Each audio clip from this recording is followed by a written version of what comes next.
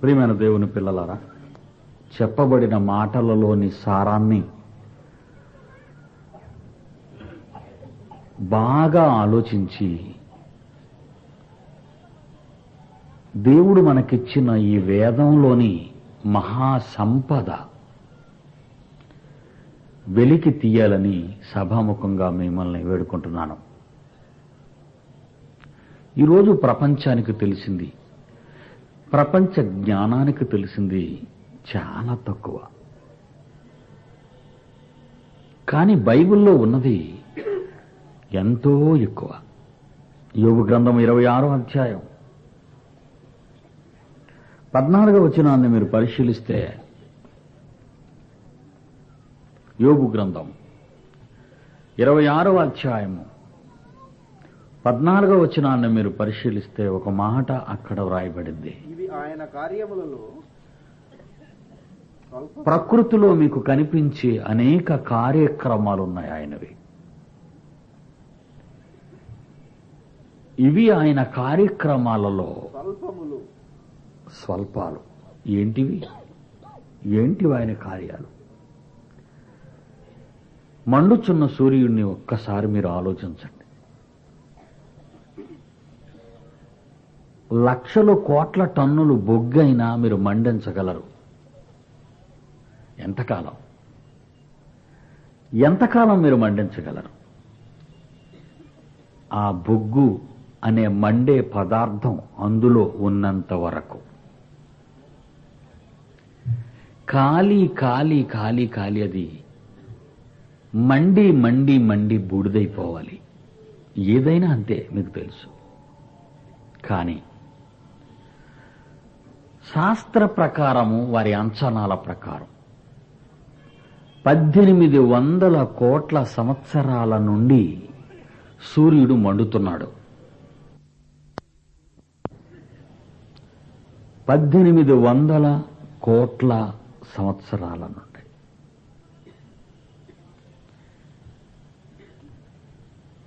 కానీ సూర్యునిలో వేడిమి తగ్గలేదు, వెలుగు తగ్గలేదు. కారణం, అది దేవుని చేత సృష్టింపబడినది. మానవుడు చేసిన ఏ వస్తువైనా కొంతకాలం మాత్రమే, ఆ తరువాత వాటిని పారేయాలి. కారణం, ఒక టీవీ కొన్నా కొంతకాలమే. వాళ్ళైతే 1 సంవత్సరమే గ్యారంటీ అంటారు. మేము తయారు చేసిన ఈ వస్తువు 1 సంవత్సరమే అంటున్నారు. ఆ తర్వాత పోతే మా పూచి కాదు అంటే పోవచ్చు, ఉండొచ్చు.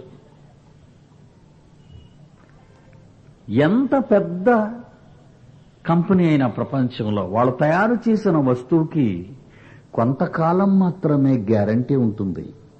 ఆ తర్వాత వాళ్ళు ఎవ్వరు. మానవునిచే సృష్టింపబడినది ఏదైనా అదంతే. అయితే దేవునిచే సృష్టింపబడిన ఈ ప్రకృతిలో 100 కోట్ల సంవత్సరాలు గతించిపోయిన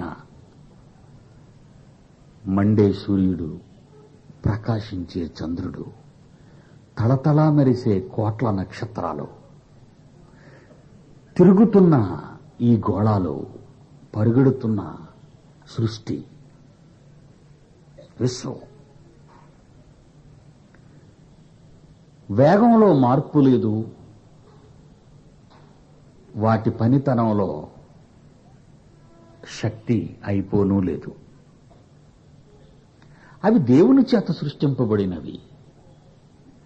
ఇలా మనం ప్రకృతిని ఆలోచిస్తే, మానవుడు తెలుసుకున్నవి, నేర్చుకున్నవి ఎంత అంటున్నాడంటే, ఇవి ఆయన కార్యములలో, యోబు గ్రంథం 26:14, ఇవి ఆయన కార్యములలో స్వల్పములు. ఈ సూర్యచంద్ర నక్షత్రాలను, ఈ విశ్వాన్ని చూసి మీరు కంగారు పడుతున్నారేమో. ఇవి ఆయన కార్యములలో చిన్నవట, చిన్నవి. ఆయనను గూర్చి ఆయనను గూర్చి మనకు వినబడుచున్నది మిక్కిలి మెల్లనైన గుసగుస శబ్దము పాటిదే. ఈరోజు నేను చెబుతున్నా ఈ సకల శాస్త్రాలను బైబిలు ఏ విధంగా అధిగమించిందో, దేవుడు ఎంత గొప్పవాడో అని ఈ ప్రకృతిని, ఈ శాస్త్రాలను మీ ముందు పెరచి చెబుతున్నానే, ఇది మిక్కిలి మెల్లనైన గుసగుస శబ్దము పాటిదే. అయితే దేవుడు మనకిచ్చిన ఈ వేదాన్ని మీరు పరిశోధిస్తే పెద్ద పెద్ద శబ్దాలు వినబడతాయి. మీకు దేవుని జ్ఞానము వినబడుతుంది. సోదరులారా, వేదము ఎంత గొప్పదో వింటున్నారు మీరు. నిన్నటి నుంచి మీరు అర్థం చేసుకుంటున్నారని నేను అనుకుంటున్నాను. రాత్రి చెప్పాను, బాప్తీసమిచ్చుట, మారు మనస్సు పొందుట, పాపక్షమాపము, అంచె తీర్పు, నరకము, ఇవి నేర్చుకోవలసిన వయస్సు కాదు మీది. ఇవి నేర్చుకోవలసిన వయస్సు కాదు. సోకాల్డ్ ప్రపంచంలో ఏ ప్రసంగికుడిని చూడండి ఇవే చెబుతాడు. హెబ్రీయులకు రాసిన పత్రిక 5వ అధ్యాయము, హెబ్రీయులకు రాసిన పత్రిక 5వ అధ్యాయము 12వ వచనము నుండి, అందరూ తీయండి బైబిల్, అందరూ తీయండి. 12వ వచనము, 5వ అధ్యాయము 12వ వచనము. కాలమును బట్టి చూస్తే మీరు ఈ మైదానంలో కూర్చున్నవారు కడపలోనున్న క్రైస్తవులు, కూర్చోలేని వాళ్ళు కూడా ఉండొచ్చు. ఎందుకంటే కడపలో ఎంతమంది క్రైస్తవులు ఉండొచ్చు? ఎంతమంది ఉండొచ్చండి కడప వాస్తవ్యులు క్రైస్తవులు? ఒక 30,000 ఉంటారా ఏమండి? కడపలో క్రైస్తవులు, ఈ సిటీలో ఎంతమంది ఉండొచ్చు క్రైస్తవులు? 5,000. ఈ మైదానంలో ఉన్న వాళ్ళు ఎంతమంది? అంటే క్రైస్తవులందరూ వచ్చేసారా? రాలేదు. ఎందుకు రాలేదు? పని. సకల శాస్త్రాలను బైబిలు ఎలా అధిగమించిందో అని కనీసం వారి దయ, కరుణ ఈ సభల మీద లేదు. అవునా? వాళ్ళ బైబిల్ అధిగమించిందో లేదో వాళ్ళకే వద్దు, వీళ్ళు అధిగమించేయాలి ముందు అందరినీ.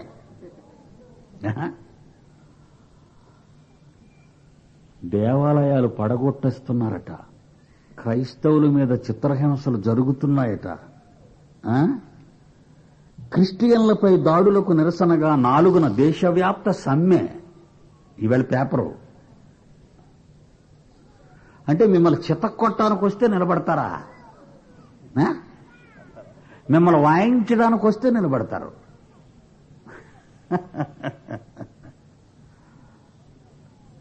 ఎంత విచిత్రమర్రా! ఇంకా శరీర సంబంధమైన ఆలోచనలే. మీ గుడి కొట్టేస్తే భయం, మీ ఇల్లు పడగొట్టేస్తే భయం, యేసును సిలువేసినా భయం లేదు మనకి. తీసుకెళ్ళిపోండి అంటాం మనమే. మా అమ్మాయికి ప్రాబ్లం లేదు, మా అబ్బాయికి ప్రాబ్లం లేదు, యేసు కావాలా, మా ఇంట్లో ఉన్నాడు, తీసుకుపో అంటాం మనం.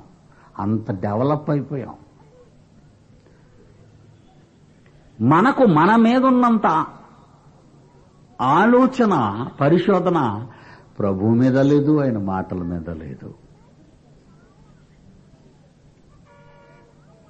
దేవుని పిల్లలారా, సెలవులు ఇచ్చేయమంటున్నారు. ఇందులో క్రిస్టియన్ ఆర్గనైజేషన్స్ అన్నిటి స్కూళ్ళు కాటికి సెలవులు ఇచ్చేయమంటున్నాడు. ఎందుకు? మన మీద దాడులు జరుగుతున్నాయి కనుక మీరంతా సెలవులు పెట్టేయండి, సెలవులు ఇచ్చేయండి, సమ్మె చేద్దాం.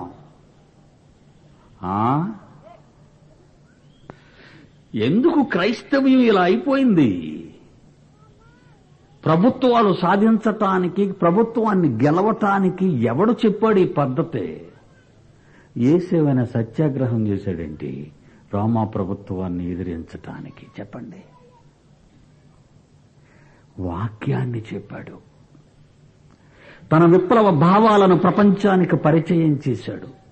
అతని విప్లవ జ్వాలల నుండి మొదటి శతాబ్దపు క్రైస్తవ్యాన్ని పుట్టించాడు. ఈ పేపర్లో పడిన సరుకును మాత్రం పుట్టించలేదు ఆయన. మారిపోయింది క్రైస్తవ్యం, ఎటెళ్ళిపోతుందో తెలీదు. దేవుని మహాజ్ఞానం విత్తబడుచుండగా అది ఏంటో అని కనీసం ఒక్కసారి తొంగు చూడలేని ఈ పట్టణములోని క్రైస్తవులు రాలేని వారు, లేక యేసుక్రీస్తుకి ఆయన వేదానికి పట్టిన గతిని ఒక్కసారి తొంగి చూడలేని ఈ క్రైస్తవ జాతి, యేసు ఇండియా వచ్చాడని, మగ్దలేని మరియలను ఉంచుకున్నాడని, బిడ్డలు కన్నాడని ఒక వేదవ్యాస ఐఏఎస్ పిహెచ్డి చెత్త పుస్తకాన్ని రాసి ప్రజల మధ్య ప్రకటించి ప్రచురణ చేసి క్రైస్తవులకైతే 5 రూపాయలు తగ్గించి అమ్ముతానన్నప్పుడు పౌరుషం లేని క్రైస్తవ జాతి నీ మీదికి దండయాత్ర చేస్తే సమ్మె చేస్తావా నువ్వు? ఎవరయ్యా నేర్పారు ఈ క్రైస్తవ్యానికి దిక్కుమాలిన జ్ఞానాన్ని? ఎందుకు మనలను ఈ తప్పుదారి పట్టిస్తున్నారు ఈ నాయకులన్న వాళ్ళంతా? క్రీస్తు ఇండియా వచ్చాడని బౌద్ధ సన్యాసుల దగ్గర విద్యలు నేర్చుకున్నాడని, ఆ విద్యలు నేర్చుకున్న తర్వాత పాలస్తీనాకు వెళ్ళాడని, తన 12వ ఏటే దొంగచాటుగా యేసుకు వివాహం జరిగే సమయంలో 12వ ఏడు అతనికి వివాహమట. ఆ వివాహాన్ని తప్పించుకోవడానికి ఎద్దుల బండి మీద ఇండియాకి వచ్చాడట. ఈ పాఠాలు అయిపోయి తెలుసా మీకు? మహారాష్ట్ర ప్రభుత్వం చే ఆమోదించబడి స్టేట్ ఎడ్యుకేషనల్ సొసైటీ దాన్ని ఆమోదించి మహారాష్ట్ర ప్రభుత్వం పాఠశాలలో బోధించే విద్యా పుస్తకాలలో యేసు 12వ ఏట తరువాత వివాహం చేసుకోవడం ఇష్టం లేక ఎద్దుల బండి మీద ఇండియా వచ్చి ఇక్కడ ఈ విద్యలు నేర్చుకున్నాడని వారి పాఠ్య పుస్తకాలలో ఉంటే సిగ్గు లేని ఈ చెత్త నాయకత్వం స్ట్రైకులు చేయమంటున్నారు. దానికోసం కాదు, మీ ఆస్తులు పోతాయని, మీ ఆస్తులు పోతాయని, మిమ్మల్ని కొడతారని, మీ జీవితాలు చినిగిపోతాయని, నీ ప్రాణాలను రక్షించుకోవటానికే నీకీ భయం ఉందే. నీవు నమ్మిన యేసుని కించపరిచి అవమానపరిచి పాఠాలుగా పాఠ్య పుస్తకాలలో విద్యా బోధనలో ఆ ప్రభుత్వం చేస్తుందే. రేపు ఈ ఆంధ్రప్రదేశ్కి వస్తే ఇది తప్పు, ఇలా జరగకూడదు అని ఒక డేవిడ్ అన్న ఆయన మహారాష్ట్రలో ప్రభుత్వాన్ని ఎదిరిస్తే అతనికి ఒత్తాసు కనీసం పలకలేని ఈ దేశ క్రైస్తవ్యం నిన్ను కొడతారని, నీ దేవాలయం పడగొడతారని నల్ల బ్యాడ్జీలు, ఎర్ర రంగు బ్యాడ్జీలు, సమ్మెలునా అలా ఏడ్చింది క్రైస్తవ నాయకత్వం. యేసుకు పట్టిన భయంకరమైన నిందలను తీసివేయటానికి వేదాన్ని చేతపట్టి లోకంలో ముందు నిలబడేది కాదును నిరూపించే శక్తి నీకు లేక, కారణం ఈ బైబుల్ లేకపోవటమే. ఇది నీకు తెలియకపోవటమే. గుడ్డోడికి చూపించాడు, కుంటివాడికి కాళ్ళు ఇచ్చాడని ఎప్పుడో ఇచ్చిన వాటిని చెబుతున్నావే గాని ఈనాడు పుట్టి గుడ్డి వానికి కళ్ళు ఇవ్వలేని ఈ క్రైస్తవ్యం. పాట పాడాడు ఒక ఆయన వచ్చి, ఎంత చక్కగా పాడాడు మైక్ దగ్గర వచ్చి. 2 కళ్ళు లేవు. 2 కళ్ళు లేని అమాయకునికి ఎంతమంది వరాలున్న భక్తులున్న ఈ దేశంలో ఒక భక్తుడైనా అతనికి నేత్రాలు రప్పించాలేడా? అతని దగ్గరున్న కెపాసిటీ పరిశుద్ధాత్మ వరం. ఎందుకు? ఎంతకాలం ఈ సమాజాన్ని మోసగిస్తారు వీళ్ళంతా? ఎంతకాలాన్ని క్రైస్తవ్యాన్ని మత్తులో ముంచుతున్నారు వీళ్ళంతా? తప్పుడు మాటలతో, తప్పుడు కార్యక్రమాలతో బృందాలను తయారు చేసుకొని ప్రజలను నమ్మించటానికి అనేకమైన గారడీలు ప్రజల మధ్య చేస్తూ యేసుకు క్రైస్తవ్యానికి పట్టబోతున్న దుస్థితిని రూపుమాపలేక, క్రీస్తుపై పడిన నిందలను తీసివేయలేక, ప్రపంచంలో సమాజం ముందు గుండె ఎదురొడ్డి నిలవలేక మనకెందుకు లేని విడిచిపెడుతున్నారు ఈ భక్తులంతా. ఈ సభలకు రాకూడదని కొంతమంది కట్టుకట్టారట. ఏం చేస్తున్నారు ఈ సభలో? మిమ్మల్ని మోసగిస్తున్నారా ఎవరైనా? అవేనా బోధలు? పెరిగిపోతున్న ఈ కంప్యూటర్ యుగం, ఈ న్యూ టెక్నాలజీ ప్రపంచంలో శాస్త్రం అని వెర్రి తలలు వేస్తున్న ఈ సమాజంలో నీ యేసు, నీ బైబిల్ ఎంత గొప్పదో చెప్పే జ్ఞానము మాత్రం నీకు లేదు. కానీ కులాలు పేరట, వర్గాలు పేరట ఈరోజు క్రైస్తవ్యానికి ఎంత కళంకాన్ని ఆపాదిస్తున్నారో మీకు తెలుసా అండి? ఒక్కోసారి సిగ్గుతో తలదించుకుంటాను. క్రైస్తవ్యమా, భూమిని తలక్రిందులు చేయువారు లారా అని మొదటి శతాబ్దంలో క్రైస్తవ్యాన్ని చూచి కేక వేశాడు పరిశుద్ధాత్మ దేవుడు. ఏమని? భూమిని తలక్రిందులు చేయువారు ఇక్కడకు వచ్చి ఉన్నారు. అపోస్తల కార్యాలు 17:6. భూమిని తలక్రిందులు చేయువారు కడప పట్టణమునకు వచ్చి ఉన్నారు. భూమిని తలక్రిందులు చేయువారు మొదటి శతాబ్దంలో పుట్టి ఉన్నారు. భూమినే, సృష్టినే తలక్రిందులు చేసే మహావిజ్ఞానానికి వారసులైన క్రైస్తవ్యం కట్టు కథలకు, కల్పన కథలకు, మనిషి చేసే భయంకరమైన కుట్రలకు, కుతంత్రాలకు దాసోహమై మహాజ్ఞానానికి వారసులు కాలేకపోతున్నారు. గలతీ పత్రిక 3వ అధ్యాయము. గలతీ పత్రిక 3వ అధ్యాయము. గలతీ పత్రిక 3వ అధ్యాయము 26. యేసుక్రీస్తునందు మీరందరూ విశ్వాసము వలన దేవుని కుమారులై ఉన్నారు. ఎవరో? మీరే. యేసుక్రీస్తునందు మీరందరూ దేవుని కుమారులై ఉన్నారు. ఎవరో? మీరు దేవుని కుమారులట. సృష్టికర్తకు స్వయాన్నా బిడ్డలట మీరంతా. ఇంకేమంటున్నాడు కింద? క్రీస్తులోనికి బాప్తిస్మము పొందిన వారందరూ క్రీస్తును ధరించుకొని ఉన్నారు. అంటే బిగ్ బ్యాంగ్, శబ్దం, జ్ఞానం, శక్తి అని పేర్లతో పిలువబడుతున్న యేసునే ధరించుకున్న మీరు. యేసు ఎవరనుకుంటున్నారు?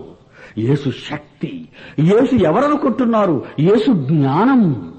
క్రీస్తు యేసులోనికి బాప్తిస్మము పొందిన క్రైస్తవ జనాంగము క్రీస్తును ధరించుకున్నారు, జ్ఞానమును సంపాదించుకున్నారు, శక్తిని సంతరించుకున్నారు. ఇంకా కింద ఏమన్నాడు? ఇందులో యూదుడని, గ్రీసు దేశస్థుడని, దాసుడని, స్వతంత్రుడని, స్త్రీ అని, పురుషుడని లేదు. యేసుక్రీస్తునందు మీరందరూ ఏకమై ఉన్నారు. ఇందులో దాసుడు, స్వతంత్రుడు, యూదుడు, గ్రీసు దేశస్థుడు, స్త్రీ, పురుషుడు అనే భేదమే లేదన్నారు. ఎవరు నీవు? క్రైస్తవుడను, క్రీస్తును సంపార్జించుకున్నవాడను, శక్తిని కలిగిన వాడను, జ్ఞానమును కలిగిన వాడను అని చెప్పాలి. మరి ఎవరని చెప్పుకుంటున్నావు? కులమట, మతమట, ఇంకా వర్గమట. ఒక భక్తుడు అడుగుతున్నాడు నన్ను, సార్ మీరు 2, 3 అని అడుగుతున్నాడు నన్ను. నాకు తెలీదు ఆ భాష. మీరు 2, 3 ఏంటి నాయన? 2, 3 నీ కోడ్స్కి నాకు అర్థం తెలియటం లేదు. విప్పి చెప్పమంటే 2 అంటే మాలా, 3 అంటే మాదిగ్గా. అబ్బా, ఎంత జ్ఞానివయ్యా నువ్వు! మాలా, మాదిగా, 2, 3 అని అడుగుతున్నాడు. అసలు వాడు క్రైస్తవుడే. దేవుని కుమారుడని చెప్పుకుంటున్న నీవు, నీ దేవుడు ఏ కులంరా? 2, 3 నీ దేవుడు? సిగ్గులేదు ఆ మాట చెప్పడానికి? కులమని, మతమని, వర్గాలని విడదీసి క్రైస్తవుడు దేవుని కుమారుడని, మహావిజ్ఞానానికి వారసుడునని, ఆధునిక ప్రపంచానికి, ఆధునిక శాస్త్రానికి సవాలు చేసే, భూమిని తలక్రిందులు చేయు మహావీరుడని బోధన చెయ్యలేక, మహాజ్ఞానిగా తీర్చిదిద్దలేక, మాదిగలను, దౌర్భాగ్యపు కులాన్ని రెచ్చగొట్టి క్రైస్తవ్యాన్ని నిర్వీర్యం చేస్తావా? బుద్ధిహీనుడా, నేను 2 కాదు 3 కాదు 4 రా అన్నాను కోపంతో. క్రైస్తవుడు, నేను 4 తీసే 2 3 అన్నా. ఇలాంటి తప్పుడు సూత్రాలను, తప్పుడు సంగతులను క్రైస్తవ సమాజానికి బోధించి క్రైస్తవ్యాన్ని పెడదోరణ పెట్టిస్తున్నారండి వీళ్ళంతా. మహాజ్ఞానానికి వారసులు కావలసిన క్రైస్తవులు నిర్వీర్యమైపోతున్నారు.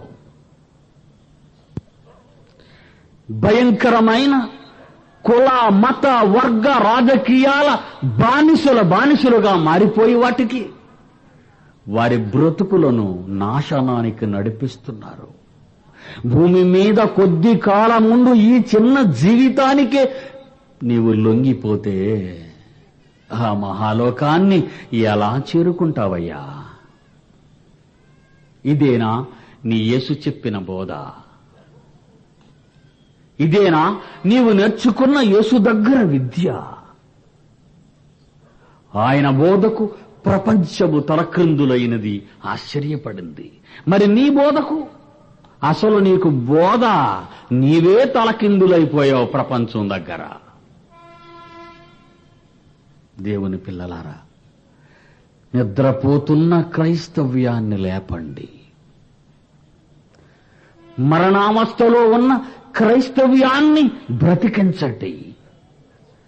మొదటి శతాబ్దము తరువాత అంతరించిపోయిన క్రైస్తవ జనాంగాన్ని పుట్టించండి. ఇది మీ బాధ్యత. కాలమును బట్టి చూస్తే ఏమని రాయబడింది? 5 హెబ్రీ పత్రిక. కాలమును బట్టి చూస్తే మీరు బోధకులుగా ఉండవలసిన వారై ఉండగా, కాలమును బట్టి చూస్తే మీరు బోధకులంటే మాస్టర్స్. మీరు బోధకులు, మాస్టర్స్. మీరు కాలమును బట్టి చూస్తే బోధకులుగా ఉండవలసిన వారై ఉండగా, దేవోక్తులలో, దేవుని మాటలలో మొదటి మూల పాఠములు మరల ఒకడు నీకు బోధించవలసి వచ్చిందంటున్నాడు. కాలమును బట్టి చూస్తే మాస్టర్స్ అయి ఉండవలసిన క్రైస్తవ్యం ఒకడు మరలా దేవుని మూలపాఠాలు. ఏంటా మూలపాఠాలు? రండి, వినండి, రక్షణ పొందండి, మారు మనసు పొందండి, పాపాలు కడుక్కోండి, యేసు ప్రభు రక్తంగా ఇచ్చాడు, లేకపోతే నరకానికి పోతారు, తీర్పు వచ్చేస్తుంది, కబడ్డారు, జెండాకి జై, అయిపోయింది బోధ. అంతే కదండి. ఏ నోట విన్నా, ఏ బోధకుని నోట విన్నా ఇదే. ఈ మధ్యన జనాలు సరిగ్గా కనబడటం లేదు. ఈ వాక్యం వాడు వెళితేగా మీకు చెప్పడానికి జాగ్రత్తగా ఎవ్వరూ కనబడడం లేదు కనుక మైదానంలో టెక్నిక్స్ ఏంటో తెలుసా? స్వస్థత సభలు. గుడ్డివారు చూస్తున్నారు, కుంటివారు నడుస్తున్నారు, మూగవారు మాట్లాడుతున్నారు, కోర్టు కేసుల, పిల్లల సమస్యల, శాంతి కావాలా, అడ్వర్టైజ్మెంట్స్ ఎప్పుడో చేయమంటారు. ఈ ఇవే పత్రికల్లో, ప్రకటనలో. ఎందుకు ఎలా అంటే చాలా మంది వస్తారు.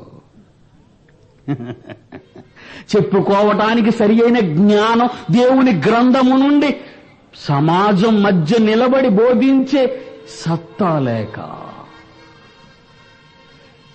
ఈ సమాజాన్ని ఒప్పించలేని శక్తి లేక గారడీలు చేస్తున్నావా ప్రజల మధ్య?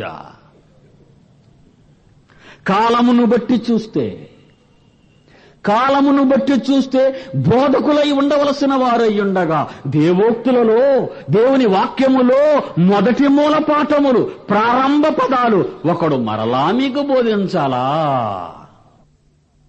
1900 సంవత్సరాలైందండి మూలపాఠాలు వచ్చి. 1900 సంవత్సరాలు ఇంకా మూలపాఠాలలోనే ఉండిపోతారా?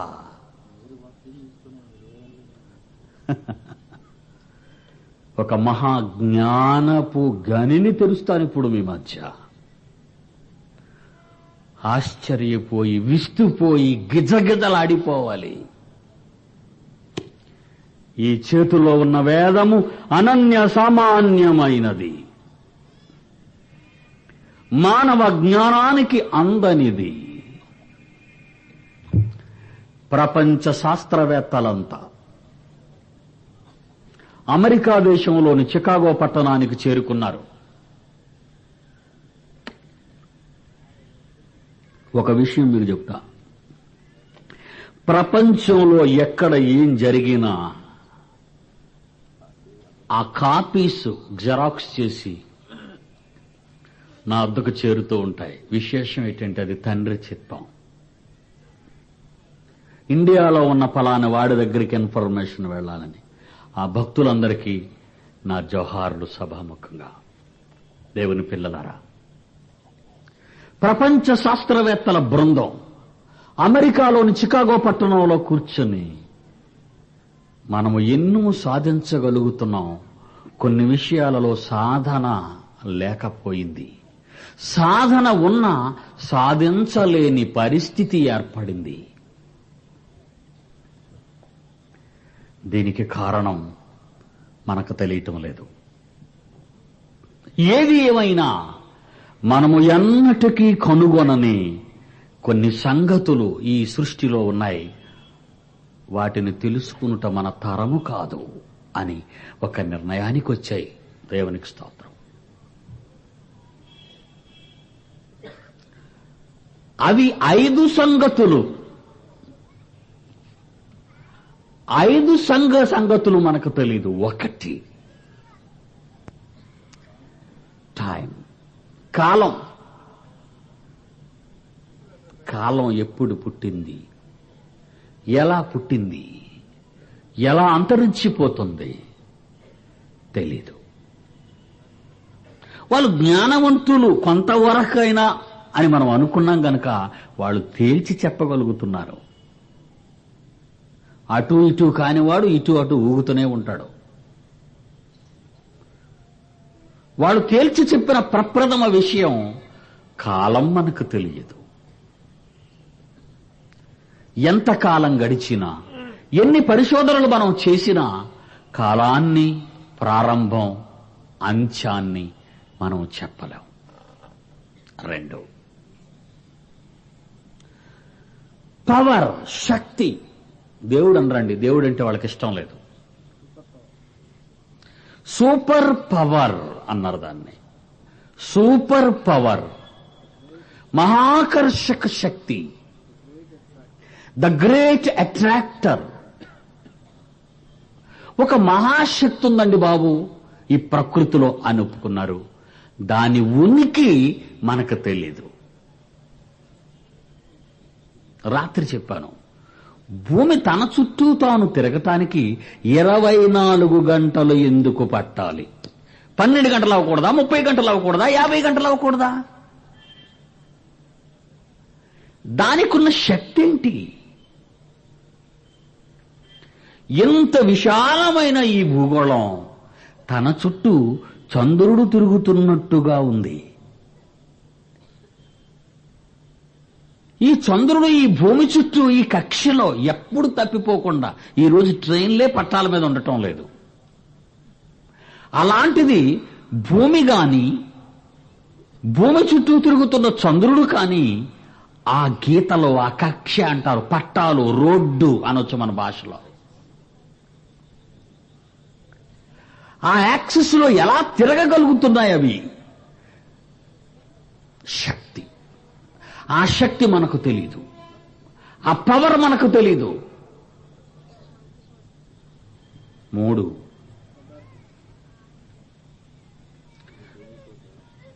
పదార్థం.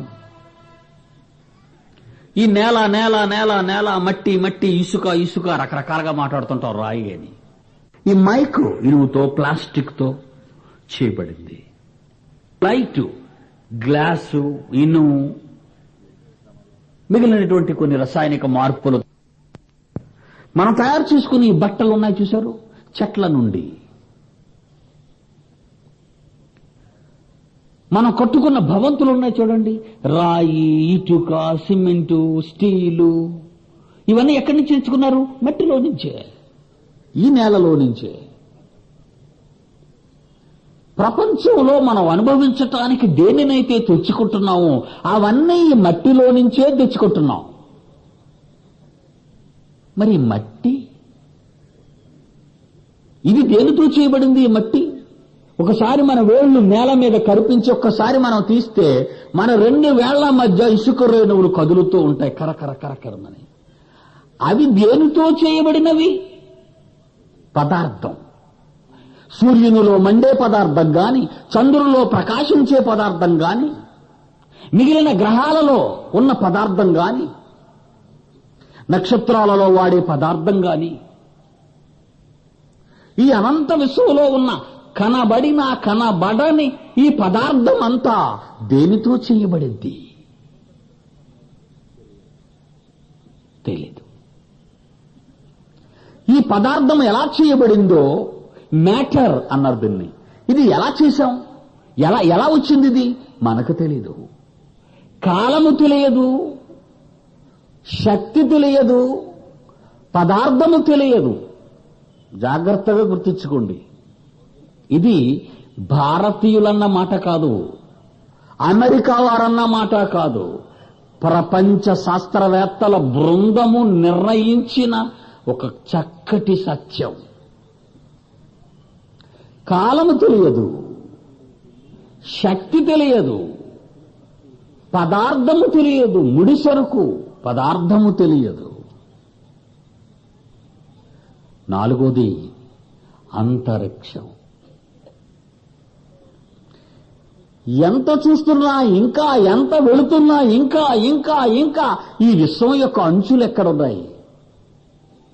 శాస్త్రం అంటుంది ఇంకా విశ్వం విస్తరిస్తుంది అంటున్నారు. విస్తరిస్తుంది. 9 గ్రహాలు అన్నారు అంతవరకు కనబడినంత వరకు. ఈ మధ్యన మాట మార్చారు, 11 గ్రహాలున్నాయట. కొన్ని కొన్ని కొన్ని కొన్ని కొన్ని కొన్ని బయలుపడుతున్నాయి. హబుల్ టెలిస్కోప్ కనుగొన్న తర్వాత ప్రపంచ జ్ఞాననేత్రం అంటారు దాన్ని. దాన్ని అంతరిక్షంలోకి విడిచిపెట్టి భూమికి ఎన్నో వేల మైళ్ళ ఎత్తున దాన్ని ఎగిరేటట్టు చేసి అక్కడ నుండి చూస్తున్నారు. ఇంకా అంతరిక్షం యొక్క అంచులు కనబడతాయేమోనని. మనం 9 అనుకున్నాం, మరొక 2 గ్రహాలు ఎక్కువ కనబడుతున్నాయన్నారు. నవగ్రహాలు నవగ్రహాలు నవగ్రహాలు అని రకరకాలుగా అనుకున్న ఈ మానవులు, ఈ శాస్త్రం ఇప్పుడు మాట మార్చింది. కనుక ఈ విశ్వం అనంతమైనది. ఇది తెలీదు, దీని అంచు తెలీదు మనకి. కాలము తెలియదు, శక్తి తెలియదు, పదార్థము తెలియదు, అంతరిక్షము అంచులు తెలియదు. చివరిదే 5 సంగతులు కదని తెలియదన్నారు. పని, వీటి మధ్య జరుగుతున్న పని, వీటిని చేసిన పని, ఏ విధంగా చేశారు దీన్ని, ఏ విధంగా కలిగాయి? అభిప్రాయాలే తప్పితే, ఆలోచనలే తప్పితే సరి అయిన మాటలు శాస్త్రం అందించలేకపోతుంది. కాలం తెలియదు, శక్తి తెలియదు, పదార్థము తెలియదు, అంతరిక్షము తెలియదు, పని. ఈ చలికాలం ఏంటి, ఎండాకాలం ఏంటి, ఆకురాల్చు కాలం ఏంటి, ఇప్పుడే ఆకులన్నీ చిగుర్చాలా? ఎంత చిత్రం అండి, ఎంత విచిత్రం. ఈ పని మనం చేయగలం, అదన్నే చేయలేం. దేవుని పిల్లలారా, ప్రపంచ శాస్త్రవేత్తల బృందం అంతా అమెరికాలోని చికాగో పట్టణంలో కూర్చొని వారు వెలుబుచ్చిన అభిప్రాయాలివి. మానవ జ్ఞానానికి అందని 5 సంగతులు మరి ఎన్నటికి అందవు అని ఖాయపరిచేశారు. వీటిని జోలికి వెళ్ళొద్దన్నారు వాళ్ళు. నిజమే. మానవ జ్ఞానము ఎంతవరకు వెళ్ళిందో అక్కడ నుంచి వెళ్ళలేకపోయింది. ఇంకా ఇది దాటి మేము వెళ్ళలేకుండా ఉన్నామని అక్కడ ఆగిపోయింది మానవ జ్ఞానం. ఈ 5 సంగతుల దగ్గర ఆగింది మానవ జ్ఞానం. అక్కడ నుండి ప్రారంభమైంది దేవుని జ్ఞానం. అక్కడ నుండి ప్రారంభమైంది దేవుని జ్ఞానం. అక్కడ నుండి అధిగమించింది దేవుని బైబిల్ జ్ఞానం. దానిని అధిగమించాడు శబ్దం యేసు. నీకు అంతవరకే తెలుస్తుంది, ఆ పైన నీకు తెలియదని గీత గీసేశాడు దేవుడు. నేను ఒక గీత గీస్తున్నాను, ఈ గీత దాటలేవు ఇక నీవు. ఆ గీత మీకు చూడాలని కంగారుగా ఉంది కదా. మమ్మల్ని ఊరించకండి అయ్యా, గీత వెంటనే చూపించేయండి అని మీరు అనుకుంటున్నారు. అందుకే వచ్చాను. బైబిలులోని ప్రారంభ పుస్తకం ఆదికాండం. ఆదికాండములోని ప్రారంభ అధ్యాయము 1. అధ్యాయములోని ప్రారంభ వచనమే ఆ ఒకటే. అక్కడ నుండి చదవండి. ఆదికాండము 1వ అధ్యాయము 1వ వచనములో ఆయన గీత కనిపిస్తుంది. ఆదియందు, టైం, కాలము. ఆదియందు, కాలము. దేవుడు, పవర్, సూపర్ పవర్, మహాకర్షక శక్తి, ద గ్రేట్ అట్రాక్టర్. ఆదియందు కాలము, దేవుడు, సూపర్ పవర్, భూమి. మీ బైబిల్లో ఉన్న ఈ పదాలన్నీ చూడండి, ప్రారంభవచనమే. ఆదియందు దేవుడు, కాలము, శక్తి, పదార్థము, భూమి, అంతరిక్షము, ఆకాశము సృజించెను పని. 5 నుండి ప్రారంభమైంది బైబిల్. ఆదియందు దేవుడు భూమి ఆకాశములను సృజించెను అని ప్రారంభవచనం. ఆదియందు దేవుడు భూమి ఆకాశములను సృజించెను అనే ప్రారంభవచనంతో బైబిల్ ప్రారంభమైంది. భారత హేతువాద సంఘ అధ్యక్షుడు రావిపూడి వెంకటాద్రి సవాలు విసిరాడు నాకు. బైబిలు నందు ప్రారంభ అధ్యాయములోని ప్రారంభ వచనమే తప్పుతో ప్రారంభమైంది మీ బైబిల్ అన్నాడు. తప్పటది. బైబిలు నందు తప్పు వచనముతో ప్రారంభమైంది మీ బైబిల్. దాన్ని ఎలా నమ్మాలి? అది తప్పని రుజువు చేస్తానన్నాడు. నేనేమైనా వేశాను తెలుసండి కౌంటరు. ఆదియందు దేవుడు భూమి ఆకాశములు సృజించెను అన్న మాట శాస్త్ర ప్రకారము నగ్న సత్యంగా నిరూపిస్తాను, రమ్మన్నాను.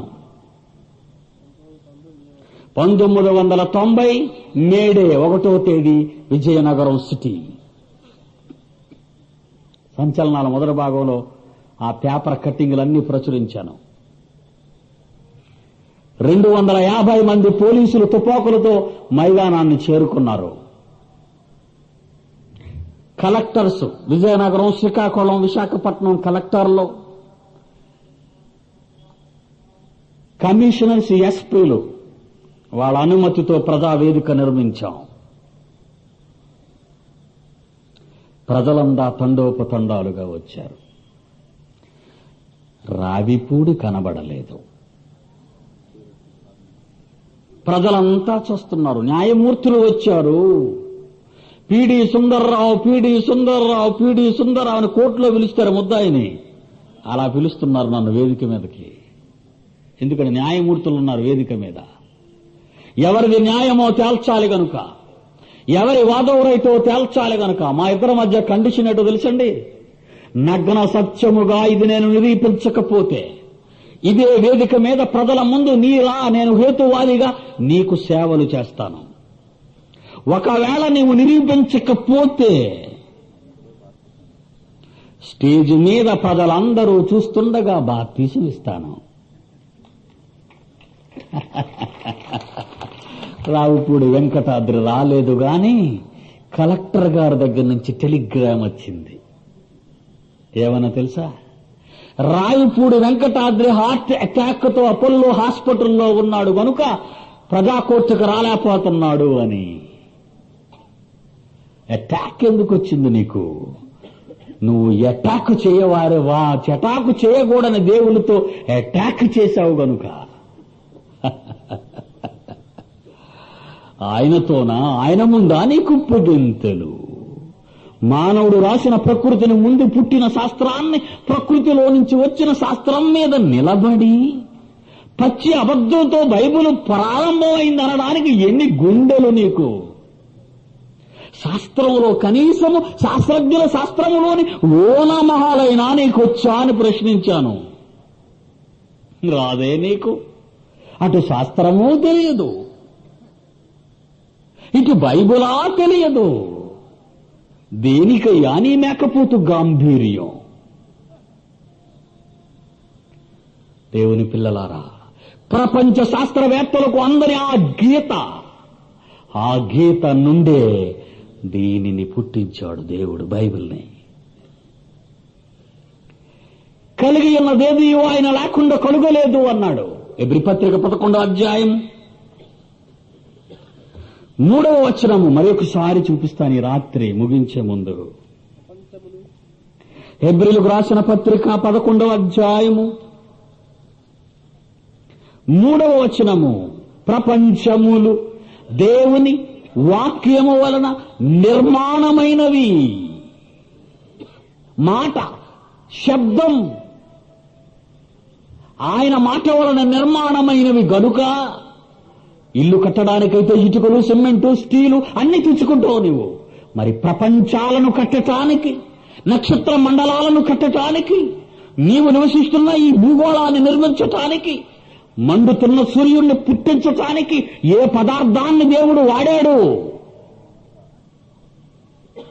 శబ్దం, మాట. కలుగుగాక. మాట చేయగలదా? ఏ పనినైనా చేయగలదు.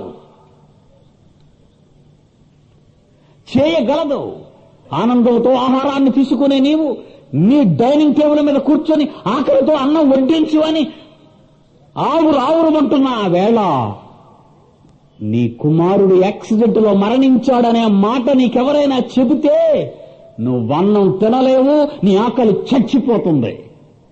నువ్వు చూడలేదే? ఆ యాక్సిడెంట్ నీ కళ్ళతో చూడలేదు, ఇంకా చచ్చిపోయాడో లేదో తెలియదు. ఎవరో వచ్చి కబురు చెప్పారు. ఒక్క మాట విన్నంత మాత్రంలోనే నీ జవసత్వాలన్నీ కూడిపోయి, నీ మెదడులో ఉన్న నరాలన్నీ బిగుసుకుపోయి, ఆకలు చచ్చి, బ్రతుకు మీద ఆశ చచ్చి, పెద్ద కేకలతో పరుగెత్తుకుంటూ రోడ్ల మీద వెళతావే, అదే మాట. ఒక మాట. నీ మాటకే ఇంత శక్తి ఉంటే, మానవ నోటితో పలికే ఈ మాటకే ఇంత శక్తి ఉంటే, భూమి కలుగుగాక అన్న దేవుని మాటకు ఎంత శక్తి ఉండాలి? సూర్య చంద్ర నక్షత్రములు కలుగుగాక అన్న దేవుని శబ్దానికి ఎంత శక్తి ఉండాలి? వీటిని చెయ్యటానికి దేవుడు ఏదో పదార్థాన్ని తెచ్చి చేయలేదు. శబ్దం. కనబడని దాని నుండి కనబడినది వచ్చింది. కనబడని దాని నుండి కనబడినది వచ్చింది. H2O ఫార్ములా మీ అందరికీ తెలుసు. Hydrogen 2, oxygen 1. H2O ఫార్ములా ఈరోజు మనం అంతా చదువుకుంటున్నాం. చిన్ననాటి నుండి పిల్లలుగా ఉన్నప్పుడే చదివాం. హైడ్రోజన్ 2 పాయింట్లు, ఆక్సిజన్ 1 పాయింట్. 2 కనబడనివి కలుసుకుంటే ఒక కనబడేది వస్తుంది. అదేంటి? వాటర్, నీళ్లు. హైడ్రోజన్ అనే వాయువు 2 భాగాలు, ఆక్సిజన్ అనే వాయువు 1 భాగం. ఈ రెండిటిని కనబడని వాయువులను కలిపితే కనబడే నీటి చుక్కొచ్చింది. కనబడని వాటి నుండి కనబడేవి వస్తున్నాయి అని ఈ H2O ఫార్ములా చెప్పటానికి ప్రపంచంలో మహాశాస్త్రవేత్తలందరూ ఎన్నో సంవత్సరాల కృషి ఫలితం అయిందది. కనబడని దాని నుండి కనబడినది రావటానికి హెబ్రీ పత్రిక 11:3 దృశ్యమైనది నీ కంటికి కనబడుచున్నదంతా. సూర్యుడు, చంద్రుడు, నక్షత్రాలు, భూమి ఈ రోజు మీ కంటికి కనబడుచున్నదంతా కనబడెడు పదార్థముల చేత చేయబడలేదని విశ్వాసము చేత గ్రహించుకొనవలెను. కనబడుచున్నదంతా దృశ్యమైనది. నీ కంటికి కనబడినదంతా కనబడని దానితో చేశానన్నాడు దేవుడు. ఎంత గొప్ప శక్తి! దేవుని వాక్యములో ఎంత మహాజ్ఞానము భద్రపరచబడింది. దేవుని జీవ గ్రంథములో ఎంతటి మహాజ్ఞానం భద్రపరచబడింది. కనబడని దాని నుండి కనబడినది పుట్టింది అని శాస్త్రం మొన్న చెప్పింది. కనబడని దాని నుండి కనబడినది పుట్టిందని సకల శాస్త్రాలను అధిగమించిన బైబిల్ అనే వేదము ఎప్పుడో చెప్పింది. చివరి మాట రోమీయులకు రాసిన పత్రిక 4వ అధ్యాయం చూడండి ప్రియులారా. రోమీయులకు రాసిన పత్రిక 4వ అధ్యాయము 17వ వచనములోని చివరి మాట, 17వ వచనములోని 2వ మాట, 2వ పదం, లేని వాటిని ఉన్నట్టుగా పిలుచువాడునైన దేవుని ఎదుట. లేని వాటిని ఉన్నట్టుగా పిలుచువాడు. కనబడలేదు, లేవు, అసలు లేని వాటిని కావాలని అన్నాడు, అంతే వచ్చాయి.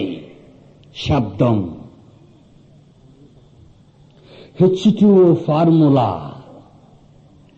కనబడని 2 వాయువులు కలిసి నీరుగా మారుతున్నాయి. Hydrogen, oxygen = water. హైడ్రోజన్ గా ఉన్నప్పుడు కనిపించదు, ఆక్సిజన్ గా ఉన్నప్పుడు కనిపించదు. కనిపించని 2 కలుసుకుంటే కనబడేది పుట్టింది, నీళ్లు.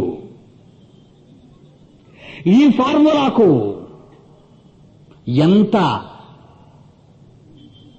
సత్యాన్ని ప్రపంచానికి చూపించగలిగారో ఈ శాస్త్రజ్ఞులు. దీన్ని ఒక్కసారి మీరు ఆలోచిస్తే, దీనికి ముందే ఈ ప్రకృతి జనించటానికి కనబడని ఆయన మాట, లేని వాటిని ఉన్నట్టుగా పిలుచు ఆయన శక్తి ఎంత గొప్పది! ఈ ఇసుక రేణువును ఈ 2 వేళ్ల మధ్య కదులుతున్నది కంటికి కనబడని దశ తీసుకురండి. కళ్ళుకు కనబడది కది. అది కనబడాలంటే పవర్ఫుల్ మైక్రోస్కోప్ కింద పెట్టాలి దాన్ని. ఇసుక కనిపించాలి, రేణువు కనిపించాలంటే. అణువు అన్నారు దానిని. అణువు అన్నారు దాన్ని. అణువును విభజిస్తే పరమాణువు అవుతుంది. పరమాణువు, గమనించండి, పరమాణువు. ఆ పరమాణువును విభజిస్తే ఏం కనబడుతుంది? ఏం కనిపించదు. ఈ భూమినంతా తీసుకొని, ఈ భూమంతా మట్టే అని మీకు తెలుసు కనుక ఆ మట్టిలో ఒక రేణువును తీసుకుంటే ఆ రేణువును పరమాణువుగా మారిస్తే ఏం కనిపిస్తుంది? ఏమీ కనిపించదు. కనిపించని దాని నుండి కనిపించినది కలుగజేయబడింది అంది బైబిల్. కనిపించని వాయువుల నుండి కనిపించే నీటిని తీసుకొచ్చారే శాస్త్రవేత్తలు. ఆయన జ్ఞానాన్ని తెలుసుకోవటం, ఇప్పటికి కనబడుతున్న ఈ జ్ఞానం ఈ ప్రకృతిలో ఉన్నది ఈ ప్రపంచానికి మెల్లనైన గుసగుస శబ్దము పాటిదే. దేవుని పిల్లలారా, మీరు కలిగి ఉన్న ఈ వేదం, ఈ గ్రంథరాజ్యం సకల శాస్త్రాలను అధిగమించింది అనడానికి ఎన్ని ఆధారాలు బైబిల్లో వ్రాయబడ్డాయి. ఇక సెలవు తీసుకుందాం, రేపు మాట్లాడుకుందాం. కళ్ళు మూసుకోండి. మహోన్నతుడు అయిన మా తండ్రి, మీ మహానామాన్ని ధ్యానించటానికి పట్టణములోని క్రైస్తవ సోదర సోదరీమణులందరకు నీవిచ్చిన మంచి భాగ్యానికి వందనాలు. చేరియున్న మీ పిల్లలకు మీ దీవెనలు అవసరం. మీరు ఆకర్షించుకున్న వాళ్లే వీళ్లంతా. మీ వారిని మీరు ఆకర్షించుకుంటాను అని మాటిచ్చారు. ఆకర్షించుకున్నారు, ఆకర్షింపబడి ఉన్నారు. మీ ఆకర్షణలో ఉన్నవారు మానవ దౌర్భాగ్యపు జ్ఞానములోనికి జారిపోకుండా ఈ పిల్లల చుట్టూ కంచె వెయ్యండి. పట్టణాన్ని, కడప పట్టణాన్ని దీవించి యోధులుగా ఈ పట్టణ ప్రముఖులు నాయకుల కొరకు ప్రార్థించి ప్రార్థనాశాలుగా చేయండి. వారి ఉద్యోగాలు, వ్యాపారాలు, కుటుంబ జీవితాలు, వారి బిడ్డలు సమస్తాన్ని దీవించండి. ఆయుష్యారోగ్య బలాలు నింపండి. పట్టణాన్ని దీవించండి, పట్టణ ప్రముఖులను దీవించండి, పట్టణ నాయకులను దీవించండి. మా సోదర హైందవులను, సోదర ముస్లిములను, మా సోదర హేతువాదు నాస్తికులను దీవించండి. క్రైస్తవ్యం మతం కాదు, అది ఒక మహాజ్ఞాన మార్గమని ప్రపంచ ప్రజలు తెలుసుకుని జ్ఞానాన్ని మీ పిల్లలకు తెలియచేయండి. యేసునామాన్ని ఈ ప్రార్థన అడుగుచున్నాము తండ్రి. ఆమేన్.